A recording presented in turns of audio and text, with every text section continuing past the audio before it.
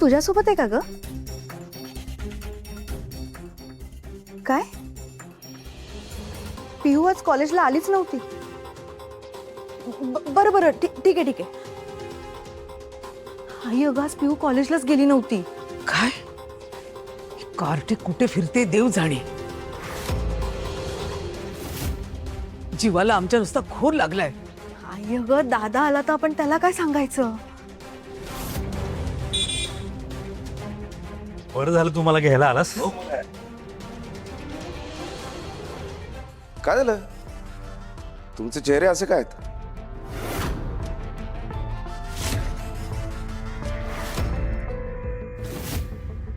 अनु कुठे आहे?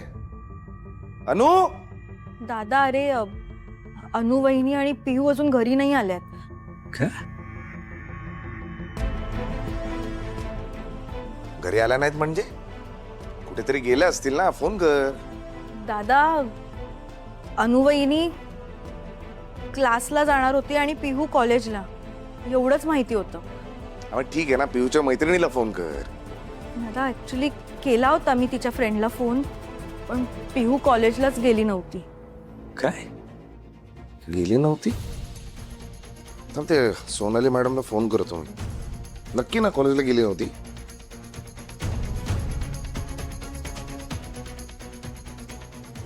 हा, नमस्कार सोनाली मॅडम. हा, मी अविनाश बोलतोय, अविनाश पाटकर. हो, अनुचा नवरा. मला विचारायचं होतं की अनु आली होती का आज क्लासला? अच्छा, आलीच नव्हती. नाही काही झालं नाहीये, फक्त म्हणजे ती घरी पण नाहीये. आम्हाला असं वाटलं ती क्लासला नाही असेल, इथेच कुठेतरी असेल. डोंट वरी. नाही काही पॅनिक होण्यासारखं काही नाहीये. ती आली की मी तिला फोन करायला सांगतो तुम्हाला. हा, ओके, धन्यवाद. ती नाही, ती तिथे पण नाहीये. कुठे गेली असेल? काय? मग या दोघी जणी गेल्या कुठे?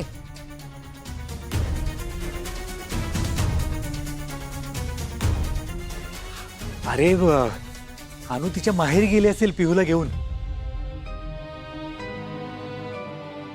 तिच्या आईची तब्येत बरी नव्हती असं बोलली होती ती. फोन कर, फोन कर. तूच करतो का फोन? ते मी प्लीज. करतो.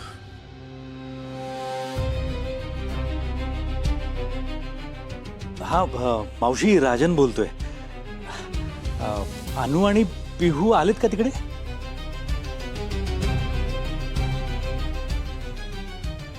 नाही, सहजच विचारलं. म्हणजे अनु बोलली होती की तुमची तब्येत ठीक नाहीये, म्हणून मला वाटलं तिकडे आले असतील. नाही ठीक आहे. हो हो, आल्यावर मी कळवतो तुम्हाला. हो हो हो. कुठे गेल्या असतील त्या? मला टेन्शन येते. दादा ऐक ना, आपण जाऊन शोधूया का त्यांना? हो. हा प्लीज. हे आम्ही जाऊन येतो. तू चल.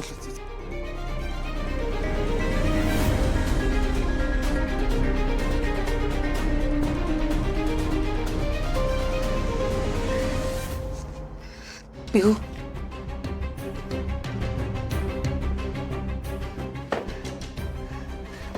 आई हळू.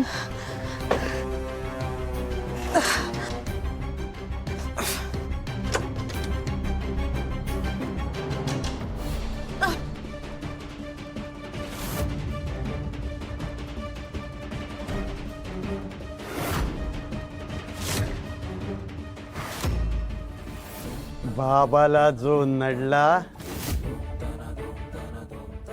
बाबांनी त्याला फोडला.